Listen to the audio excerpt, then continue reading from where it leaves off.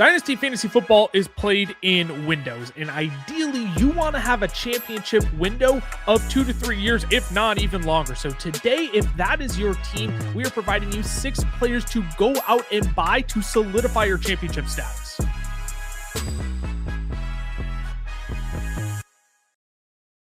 What I appreciate about the players that you and I have brought to the table today, Ty, is that they range from the upper echelon elite level players all the way down to like what people would probably consider role players, but could actually play a meaningful role in your championship run and actually make the difference for your team. So we'll start with the upper echelon players because those are the most fun to talk about.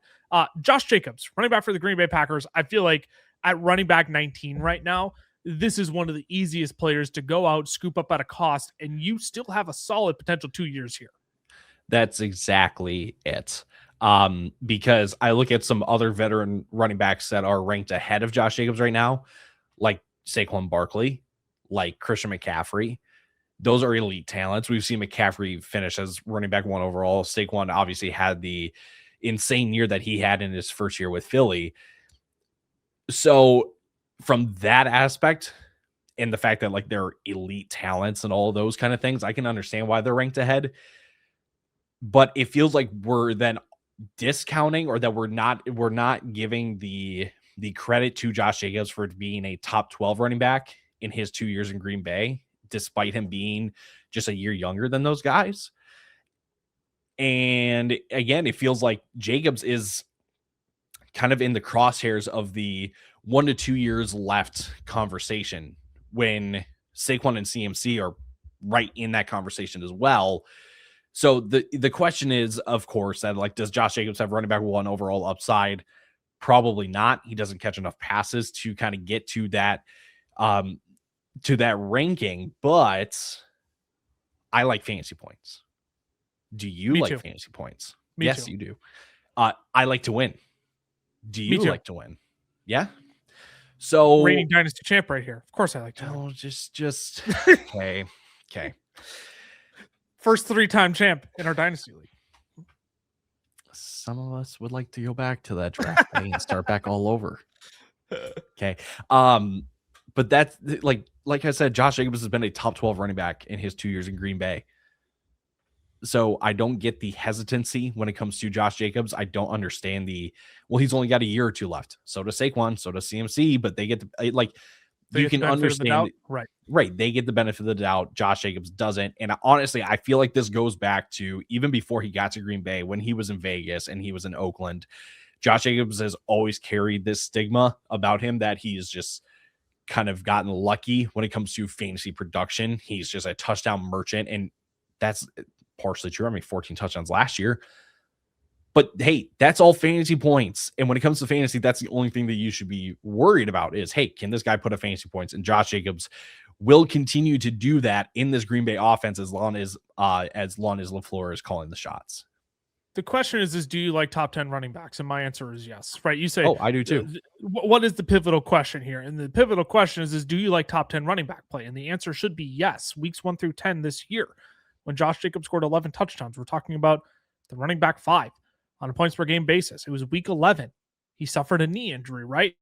Wasn't the same after that. I believe it was a running back 23 in points per game. Yes, running back 23 in points per game. I had to fact check myself quick on that one.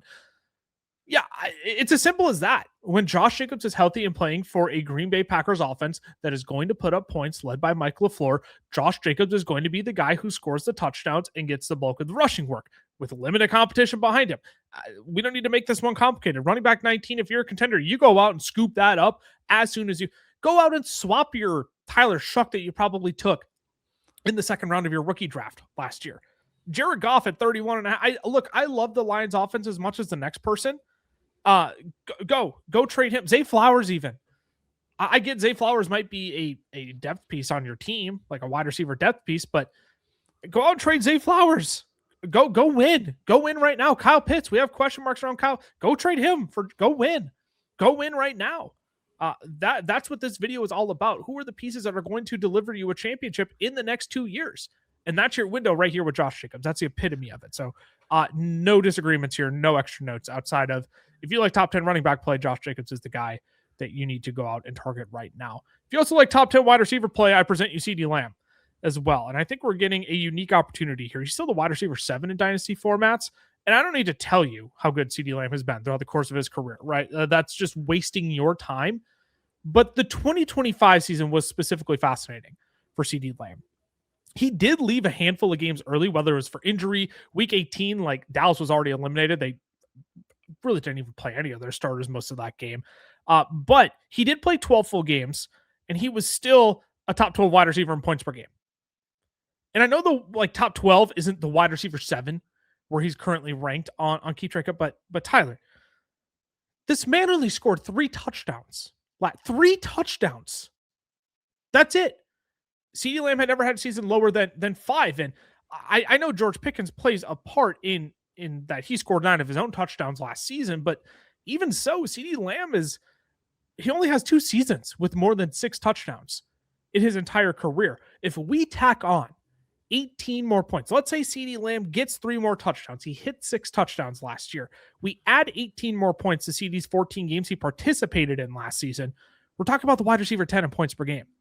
And if those 3 touchdowns came in the 12 full games that he actually played, we're talking about the wide receiver 6 in points per game in PPR formats.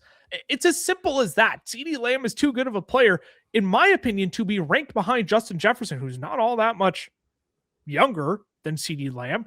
I think Ceedee Lamb is in the more prolific passing offense. I still have question marks about what Minnesota's passing offense is going to look like under Kyler Murray this year. It's going to be much better than last year. Do not hear what I'm not saying, but would you rather bet on Kyler Murray throwing to Justin Jefferson or Dak Prescott throwing to Ceedee Lamb and what we know has been a prolific passing offense, even with George Pickens in the picture? And shoot, George Pickens is on the franchise tag. If Jerry Jones doesn't want to open up the pocketbook after this year, he doesn't have to. And we're back to the Ceedee Lamb show where he's being targeted 170 times in a season. It's as simple as that. I think this is the lowest you're probably going to find value on Ceedee Lamb here. And you have a long enough window here where I think you do have until his 30-year-old season before you really have to start asking questions of like, okay, where is the cost benefit analysis in this?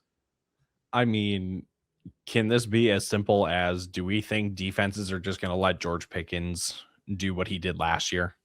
Right. Like George Pickens was top 5 of all wide receivers in catches of 20 yards or more. So yeah, we really expect defenses to leave George Pickens on an island and not maybe start shading a safety over there, so then we're not constantly burned by the deep ball? And if that happens, well, guess what else that opens up? The rest of the field, that for Ceedee Lamb. Yes. Like that is just like, I don't want to say that George Pickens' season was a fluke by any means, but it was kind of a mix of multiple things for Ceedee Lamb that resulted in just 3 touchdowns, like you said, less than 120 targets. Ceedee Lamb's probably going to be closer to like 140 targets. He's going to be closer to 6-7 touchdowns. Like now, it's not like this is a massive discount on Ceedee Lamb, like you were saying, at wide receiver 7. But when do you have an opportunity to get just 95 cents on the dollar for a guy that can finish as a top 3 wide receiver at the position? That's like when you are competing for championships, those are the margins that you have to take advantage of. Yes, everyone would love to find the 80, 90 cents of the dollar deals. But for these top echelon guys, these upper echelon guys like Ceedee Lamb, 95 cents on the dollar is the lowest and the best deal that you can possibly get. Now, it varies league to league. Understand. Totally get it. But at least just go throw out a feeler. Just see what it would take to go get Ceedee Lamb right now. That's all that just start there. If I am a contender, man, it's tough to sit here and say you should go trade Ashton Genty for Ceedee Lamb. How do you hold that? How do you hold that? Because after what you saw from Genty last season, with Tyler Linderbaum coming into Vegas, you got Fernando Mendoza coming in. It's a clean slate across the coaching staff. Like, that's a fascinating one to me, where if I care about winning my pot of, I don't know how much people are playing for, but let's say you're playing for $500. I mean, do you want to go get $500? I don't know. And I'm not saying I'd even do it. I'm just throwing out the thought idea. right? Even if you have Devon Achane. I know he's the only guy in Miami right now. Do you do it? I do first. I love how you started off the pro Ashton Genty case with Tyler Linderbaum coming in, not Mendoza, you not gotta get Kubiak. Like, well, I understand. It's look, important. that offensive line needed so much fixing. You get Colton Miller back too. I'm just saying. You can start a coach, quarterback. Like, you think like franchise, I thought organizational line. importance. If that man could have had even a quarter of a second more to make a decision. But it's a fair thought process. Right? It is. It is much closer than I would like to admit. But I agree. Again, I'm not sitting here telling people to go out and trade Ashton Genty for Ceedee Lamb right now. I'm just saying it's worth entertaining the thought process of, maybe Ceedee Lamb will help me win in the next year and a half more than Ashton Genty potentially could. If you have Drake London, yes, London is 2.5 years younger than Ceedee Lamb. I don't care. I would give me what I know in Dallas with Dak Prescott rather than Atlanta's quarterback situation with Tua or Michael Penix. Like, that's a pretty easy one. Yes, it's not 1-for-1. May have to give a little something on top of it, but I don't care. Can Drake London finish as a top 3 wide receiver with either of those quarterbacks? Right. That's the only question that I need. I love Drake London too, but that was another interesting one that I was pondering as well. The prime candidate I wonder if you use though is, do you go out and trade Tedero McMillan and a first to get Ceedee Lamb? Oh, honestly, and I'm not even going to say it wouldn't be. You might be able to do it for less than a first. Let's be honest. You might, and honestly, the 2026 first, if a late 2026 first. Oh, Ted McMillan and the 107. 108, 107. I would, but if you have confidence on Bryce Young, right, and that Bryce Young can give Ted McMillan, the ability to get into the top 10, then different conversation. I have my concerns. I have my questions. So if I had Ted and I have the 107, 108, and I need to get all you over needed the hump, to say is that you had questions. That was all you needed to say, because you don't have those with Ceedee Lamb. Sure, you can say George Pickens, but you got a top 10 wide receiver on lock with Ceedee Lamb. If your goal is to win in the next 2 years and win that pot, then that's it. If you have questions on Tedero McMillan, you make that trade for Ceedee Lamb, in my opinion. We can move on. We can play these hypotheticals all day, but let us know down in the comments if you're like, "Ooh, actually, that's a good idea. Maybe I should consider Ceedee Lamb." Send us that trade down below. Or if you're like, "Dude, these dudes are talking crazy. You think I can get Tedero McMillan and the 107 for? Are you like, I want whatever they're smoking, right? 100% drug free." But let us know in the comments. We want to hear from you all. I enjoy hearing from people in the comments, their mock trades, or if they're like, I think you're really trying to say this. I'm like, hey, you're right. Yeah, I actually was. That, or I want to be in the league with you guys because you guys. I love those comments too. I love those comments too. I would love to play in as many dynasty leagues as possible, but the reality is, your boy only has so much time. Let's keep it moving, Ty. You have another wide receiver on this list that I think is worthy of a conversation. I'm fascinated to hear your take on DK Metcalf and why he's a buy for dynasty contenders right now. It just feels like right now with DK Metcalf that like it's over for DK. You bring in Michael Pittman, doesn't matter who the quarterback is. It just feels like it's over for DK. And I'm of the opinion, you can make the argument it's more glass half full and glass half empty. But I think a much more receiver friendly offense compared to whatever Arthur Smith was running in Pittsburgh. Right. I'm not saying that Mike McCarthy's offense is going to be like, what leads Pittsburgh to a Super Bowl by any means. But I'll take Mike McCarthy's offense over Arthur Smith's offense like 10 times out of 10. Right. So you've got the change in system, the change in play caller. And I do think the acquisition of Michael Pittman actually is more of a benefit to DK than it is anything harmful to his stock.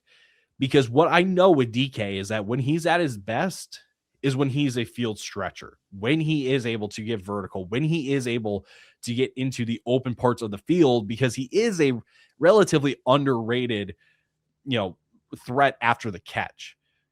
So you get him in that role now because Michael Pittman can go over the middle parts of the field, can take these short and intermediate parts that DK was forced to do last year in Arthur Smith's offense, which was never his game. It has never really been his game. So the question still stands, who's going to be the quarterback? Is it Ty Simpson? Is it Aaron Rodgers? Is it Will Howard? Who knows? We'll let that play out. But I think right now, I don't know what what could happen to DK unless he gets hurt or something that sees his value drop even lower than it is right now. I understand he's 28 and on an offense that only may not be Ceedee Lamb. All of this to say, I'm just putting it in perspective. Putting in perspective. All I'm saying is let's not write off DK too early because of, I don't know what the quarterback is, or he's 28 years old or whatever it is. He's going to be closer to what he was doing in Seattle now than what he was doing last year. And that is where he got his fantasy production from in Seattle. Not going to sit here and say that he's going to be a top 15 wide receiver or that he's going to be a top 10 receiver like he had in Seattle back in 2020 or whatever it was. Right. But DK is going to be more valuable. He's going to finish better than the wide receiver 39. Let's not write him off too early. I'm going to plead the fifth on speaking too much into DK Metcalf because I do have my questions. And simply, I just haven't sat down and projected out this Pittsburgh Steelers offense for me to have a strong enough opinion on DK Metcalf. What I cannot deny, though, is some of the players in this range that you could flip for DK Metcalf to immediately gain more instant value, right? I'm looking at this from more of a game theory perspective than I am. I have total confidence that DK Metcalf is just going to be an absolute smash this next season. Just to name a few of the players we're looking at in this range. Zach Charbonnet with an ACL injury. You're getting a 0 from Zach Charbonnet most of next season. That 0 ain't going to get you anything. So if you need a guy to slot in your flex play and you need someone who's ready to get out on DK and wants to build for the future and take on Zach Charbonnet without Kenneth Walker in Seattle, yeah, I'd go out and do that if I'm a contender, just to make sure I get guaranteed fantasy points on my roster this year. 100%. Yes, that's totally worth it. Even a guy like Romeo Doubs. Again, I feel like I'm a Romeo Doubs hater. I'm not. I'm simply just saying this is peak value for Romeo Doubs, and I do think DK Metcalf could potentially outscore him this year. That's one that I don't hate. Travis Hunter feels like another one. I think I would try and squeeze more out of the orange of Travis Hunter to then go down to DK Metcalf. But like Parker Washington is another one. I know we had a flash in the pan here in Jacksonville. But I have more questions around Parker Washington than I do DK Metcalf. That's one that I would flip in a heartbeat. Jaden Higgins is a player I've talked about, right? Where I just think he's just overvalued. I think the long-term picture is potentially good, but next season, do I think DK Metcalf is going to score more points than Jaden Higgins? I do, right? And so from a game theory perspective, if I have any of those guys as a contender, yeah, I think DK Metcalf is just going to give me more fantasy points in the immediate future, which is really what this episode is entirely about. More fantasy points now to win you championships sooner. So from a game theory perspective, I can't disagree with this. Today's show is brought to you by our friends over at Underdog, where you can get into the game this season playing Pick'em. It's extremely simple. Just pick higher or lower on 2 or more of your favorite players. For example, I'll pick the hires on Justin Jefferson, Jamar Chase, and Xavier Worthy. If I played $10 and got all 3 of them right, I would win $60 just by watching football. And that's the beauty of Pick'em. You can track your picks and your wins while you enjoy the game. Now, if you're not on Underdog yet, scan the QR code on your screen or use our code FELLAS when you sign up, because new customers will get $50 in bonus funds when you play your first $5 on the app. Plus, Underdog will give you a free pick to use in your first entry. Again, that's code FELLAS over on Underdog. Now let's get you back to the rest of the show. We do have one more wide receiver that we're going to cover in this episode. We split it down the middle, 3 running backs, 3 wide receivers. So we'll cover our last wide receiver before closing out with 2 more running backs. I want to climb back up the board just a little bit. Man, if I'm a dynasty contender, I'm salivating over T. Higgins. I'm not gonna lie. I think we're kind of hitting the sweet spot with his range where the ceiling with Joe Burrow in the lineup is just worth taking on the headache of how many games is T. Higgins going to miss this season. You just look at his points per game since 2021. We're talking about the wide receiver 13, the wide receiver 19. Well, wide receiver 23, 2023, he was a wide receiver 41. It's a big bummer, but wide receiver 4 in points per game in 2024. In this past season, the wide receiver 11. When Joe Burrow came back in weeks 13 to 18 this year, T. Higgins was averaging 17.5 PPR points per game, which was good for the wide receiver 7. He had the same amount of points per game as everyone's beloved Jackson Smith and Jigba. So, Ty, this is just a simple opportunity cost here. As far as I'm concerned, I understand you're not going to get a clean bill of health from T. Higgins. But, boy, when you know he's on the football field with Joe Burrow and this Bengals offense maybe they don't want to throw the ball 40 times a game. I'm guessing most teams don't want to throw the ball 40 times a game. But when you have a quarterback with the capabilities of Joe Burrow, who probably will throw upwards of 35 to 40 times a game most weeks, I want T. Higgins in my lineup 9 out of 10 weeks. And the one down week is when he'll probably miss a game or leave early due to injury, and then he'll miss a week and then give you just a weird 60% snap share week once he returns, and then proceed to give you another 17.5 fantasy points per game, right? It's simply chasing upside here. Brian Thomas Jr. is a fascinating one. Do I have more confidence in Brian Thomas Jr. or T. Higgins? Brian Thomas Jr. with the yips? I might just want the 17.5 points per game from T. Higgins. Devonta Smith, I understand the A.J. Brown stuff. Once he's gone, Devonta Smith could be a smash. I totally get it. Jalen Waddle in Denver, it could be a lot of fun. Do you like T. Higgins more? Just throwing out a bunch of guys in the same range here where I don't know if any of them truly possess the same amount of upside as T. Higgins does right now in his current environment. I literally made this move in season last year, and he wasn't the reason why I now currently have that on my shelf. In our other Dynasty League. There it is. You had to get your dig back. You had to get it back. Had to. And that felt so good. I've been waiting, like 5 years to have at least a moment. You've just been listening to Cameron and I just talk about our original Dynasty League. It's like, oh, nope. I got it on lock in the one we literally just started this past year. The one we literally just started, and just because he isn't here, Cam, let's throw it back to 2023 and Amari Cooper's 55-point game to knock you out as the 1 seed. Oh, that was awesome. Okay. I won that year. Sorry. Oh my word. Of course. Alley-oop. It was, no, you know what that was? It was Dwayne Wade to LeBron James, and you didn't even know. No, that was, I was shooting a 3 and it was admittedly going to be an air ball, and then you caught it and slammed it. So it kind of worked out. Yeah. So back to T. Higgins. Okay. Yes, the price that I paid probably didn't help me long term because I did give up Roma Junze in the deal, but which was rich, but it was rich, but that was the cost that I had to pay for because I needed somebody to give me points right away. I didn't feel comfortable with a points nothing right burger. Yes. Like I didn't feel comfortable with a nothing burger from Roma Junze just sitting on my bench. Yes. I like the long-term upside, but I needed something more immediate. And so I went out and did T. Higgins. I'm not saying that you should go do that kind of deal right now, but as a contender, T. Higgins is one of the easiest ones. Cause like you said, there's the upside that he possesses that honestly, like I'm okay taking the inconsistencies with, because T. Higgins isn't going to be my wide receiver 1. He's probably not going to be even my wide receiver 2. He's probably going to be a flex play for me. So this one, because I put it into practice last year, bit steeper of a cost than what I would like to play. I heavily endorse this one. It's just so easy. This Bengals passing attack is lethal. We know the upside of T. Higgins, and he's proven in terms of his points per game status, and just simply doesn't match his dynasty ranking, plain and simple. So yeah, T. Higgins, one of my favorite players to go out and buy if you are a contender right now to get some high upside fantasy points, some week winning points in your lineups.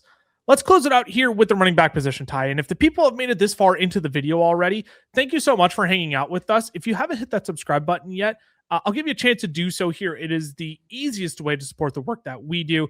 We're coming out with more Dynasty content here. We're going live for the NFL draft. We'll turn the corner and head into redraft season as well, and really make sure y'all are locking down your leagues this season. So appreciate you all hanging out with us. Again, hit that subscribe button, turn the notification bell as well, so you know when all of our newest content goes live.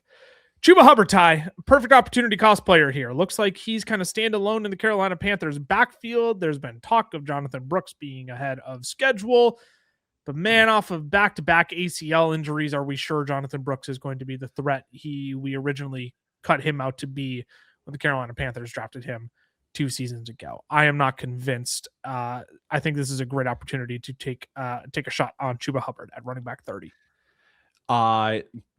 You mentioned the running back 2 on their depth chart right now with Jonathan Brooks. Do you know who's behind Jonathan Brooks? Trevor Etienne. Special teamer Trevor Etienne. Special teamer. Special teams, special plays, special players. I didn't get to the drop fast enough. That was you had it lined up, didn't you? No. Well, maybe this is payback for the airball that I had it ready to go and I just let you go with it, and now I'm not going to play it anymore. So, oh man. Special teams, special plays, special players. I'll play it then. Running back 4 for the Carolina Panthers right now. AJ Dillon. I was gonna say I should know this one. It's somewhat of a household name. Actually, used to be a household name. used to be a household name. So fantasy player household name. Fantasy, yes. AJ Dillon, a household name. Whoa, that's a close one. Like he's Leo DiCaprio or something. AJ Dillon. So I really could just end it there, right? Like, like the Panthers could take a running back in this draft class. And I'm not concerned about Chuba Hubbard still, because I know that Chuba Hubbard, had a awkward situation. Like, that's the best way I can put it, where Rico Dowdle literally played like lights out in the 2 games that Chuba wasn't playing. And so then the hand was forced that we can't just take him off the field. So yes, it did come at the detriment of Chuba Hubbard after coming off a year with 250 carries, nearly 5 yards a pop as well. So he almost finished with 1,200 yards, and he had 10 touchdowns as well. Like, Chuba Hubbard is just flying under the radar right now because, again, I feel like it's just because he's on the Carolina Panthers and people are worried that it's going to be somebody else. For all the people, I would love to know the exact, the number of Jonathan Brooks stands out there, because I don't like the odds, like you said, coming off 2 ACL injuries. I don't like those odds that he's exactly going to be a threat or a thorn in Chuba Hubbard's side right away this upcoming year. So if Carolina goes out and takes a Jadarian Price, they take a Mike Washington in the draft, or they take a Katron Allen or somebody like that, I just don't think there's a running back out there, draft or free agency, that can come into Carolina right now and force Chuba Hubbard back into the role that he was in with Rico Dowdle, or back into the structure of their offense where it was a drive-by-drive type of system. So this one feels, it's not free, but like Chuba Hubbard or David Montgomery, you get a 2-year buffer there with Chuba Hubbard on David Montgomery. Yes, he's in Houston, but that's a conversation now. I think Chuba Hubbard and Isaiah Likely is an Isaiah Likely is the one that I'm most interested in there. I'm just do I really think that Isaiah Likely is going to be that much of a contributor over what Chuba Hubbard could be this upcoming year? Yeah. That's the one I'm most interested in. I think you could find 5 other players who could give you the same production as Isaiah Likely. Bingo. You probably could with Chuba Hubbard too, but again, that's one where I'm not as worried about replacing the tight end as I am the running back. Exactly. So honestly, this one, again, it's not sexy by any means, but just I'm just calling out the opportunity here that hey, Chuba Hubbard, it is back to Chuba Hubbard's offense and backfield at this point until further notice. So here's the one thing I am worried about with Chuba Hubbard is just like the terrible efficiency last year when he was given the rock. I started off the year fine, right? He was averaging above 4.3 yards per carry in weeks 3 and 4 before missing time with injury. But when he was going tit for tat with Rico Dowdle, 2.2, 2.8 yards per carry. But then when he was playing more of a supplemental role, right? I mean, he was back up in that 4.5 yards per carry, 5 yards per carry range. So there's part of me that says Chuba Hubbard, just trust the volume, trust the red zone work. I'm curious to see how the Panthers actually play this out, though. To be said, I think this could easily be, this fits into the narrative of my next player, actually, Ty. Like, Chuba Hubbard could easily be one of those right place, right time kind of players where you have a Rico Dowdle sitting at the end of your bench like I did last season. I'm like, I don't know if he's going to get snaps in Carolina, but you know what? When he played in Dallas, he was all right. And when he got his opportunity in Carolina, oh boy, did I eat up those fantasy points in my flex. And Chuba Hubbard could easily be one of those right place, right time kind of players where there's no guaranteed window outside of this year. But for now, looking at the board, looking at the competition, if they don't draft somebody, it's right place, right time, and you might get some good quality fantasy points out of Chuba Hubbard this upcoming season. So I'm with you on that. And I'll just transition into my last player then, because Chris Rodriguez is, again, one of those players where it's right place, right time. The people who just want to be obsessed with Bashal Tootin as the RB1 in this backfield, I don't know how to communicate louder that Chris Rodriguez is going to be more of your bruiser in this offense. And if you want to have Bashal Tootin create explosives, he needs to do better than his bottom 5 explosive run rate that he had last season. And maybe Chris Rodriguez comes in and helps out with that a little bit. And maybe the departure of Travis Etienne actually gives Bashal Tootin more opportunity to do that. But I look at where the high value touches in this Jacksonville Jaguars backfield are going to come from.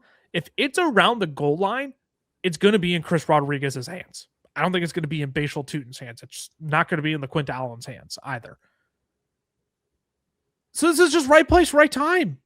We're talking the running back 60, where people are valuing Chris Rodriguez Jr. right now and keep trade cut. I am not promising you Chris Rodriguez is this game-breaking fantasy football running back. But is it worth giving up a retired Tyreek Hill for Chris Rodriguez? I mean, not guaranteed retired, so I get if you don't want to make that trade yet. But Devin Neal behind Travis Etienne, I'm flipping that for Chris Rodriguez in a heartbeat if I'm a contender. Tiny Tez, hey, look, I get Tampa Bay's wide receiver room has had some injuries over the last year. But Tiny Tez for Chris Rodriguez, more guaranteed points in the now. A guy who's reunited with Liam Cohen from his college system. Liam Cohen knows how to deploy Chris Rodriguez. It's one of the, again, right place, right time. I can't say it enough. Chris Rodriguez is going to give you nothing in the receiving game. That's all going to be Bashal Tootin and the Quint Allen. And honestly, probably leaning more on the Quint Allen in that regard. But is there touchdown upside here with Chris Rodriguez? Is there early down carry opportunity here for Chris Rodriguez? If you believe the Jaguars are going to be a competitive team again next season, then I think Chris Rodriguez, you have to look at him and say he's probably going to score the touchdowns for this team, and it's right place, right time. Simple as that. Travis Etienne, 7 rushing touchdowns last year, 6 through the air. Those have to go somewhere. Trevor Lawrence. I think the receiving ones I don't want to attribute to Chris Rodriguez in any way, but what? It adds to the case. Chris Rodriguez isn't a receiver? What? 3 receptions last season? 3 receptions? What? How many does he have for his career? It's got to be below 15 for his career. Over under 13.5. I'll take the lower. I will take the under on that. Actually, I'll go over. I'll go over then. You'll take the over. For his career, he has 2 receptions in 2023, 1 reception in 2024. 2 receptions in 2023, 1 in 2024, and 3 in 2025. That, sir, is an under. 7 receptions for his career. Oh, we're not including college? I'm kidding. I thought we were including the Kentucky years. The Kentucky years. What? Trevor Lawrence himself had 9 rushing touchdowns. And overall, this Jacksonville offense had the 5th most touchdowns. They were the 5th highest scoring offense in the league. There is a world, I'll be honest, like Bashal Tutin and Chris Rodriguez could both have 8 touchdowns apiece. Like that's where this Jacksonville offense is kind of heading. They are productive. They can get the ball down the field. They can get it to the end zone. And then it like maybe that's the downside, or that's what kind of holds Chris Rodriguez back from like kind of exploding onto the scene in some ways. But for the running back 60 over on Keep Trade Cut, like you said, right place, right time. This is just free value. This is free fantasy points, essentially, because he is going to get on the field. There is no ifs, ands, or buts about it. He's going to get on the field. He's going to be in the end zone. He will find the end zone because he has the build. He's familiar with Liam Cohen and his system. Maybe it's been a minute. So who knows? It's been a minute. I'm not just going to chalk it up and say it's an automatic reconnection. The fireworks are going to happen, right? Again, I'm not promising you Chris Rodriguez is going to change his stripes and become a completely different upper echelon running back, or even like super quality running back you want to throw in your lineups each and every single week. But the contingent upside is here. What happens when Bashal Tutin? What happens if Bashal Tutin gets injured next season? I'm not trying to wish injury upon a guy. I'm not trying to speak anything into existence here. But I'm saying if anything were to happen to Bashal Tutin next year, is it LaQuint Downs that's going to come in and soak up those opportunities? No, I think some of those are going to get funneled to Chris Rodriguez. Some will get funneled to LaQuint Downs too. But I'm just saying there's contingent upside to be had here as well for an even larger workload than Chris Rodriguez could actually receive out the gate. He would think back to when Bashal Tutin was coming out of Virginia Tech. What was the one concern that everyone had about him besides like the scheme fits and all that stuff? Fumbling the ball. Maybe we get some Butterfinger action. You know what I'm saying? Like there are so many ways where Chris Rodriguez, again, because he's in the right place, right time, can just find himself in your lineups as a contending team. And when he's giving you 15, 16, because again, he's finding the end zone and he's racking up carries, you're not going to be saying sorry about that. You're going to be watching everyone else going, why didn't I invest in Chris Rodriguez? It's just one of those I'd rather get out ahead of the curve on. And the price you have to pay, it's a low risk. It's a low risk. It's the lowest risk, high reward option that you have right now. Because even if Chris Rodriguez comes out and only gets 75 carries this year, you gave up Devin Neal for that. No disrespect to Devin Neal, but he's playing behind Travis Etienne, who they just paid out a good chunk of money to. Simple as that. That's where I stand, right? I just take the points, take the opportunity, because I think the opportunity is higher than so many other players going in this range. Dalton Schultz, tight end 34, 29 years old. You can find Dalton Schultz's production elsewhere. Just go get Chris Rodriguez. I mean, that's the easiest flip in the world. You can literally flip for a 2027 third round pick. Yeah, I look, and I love the 2027 class, but someone will bite that in a heartbeat in your league. Someone will snatch that up because of how hot 2027 picks are right now. Yes, exactly.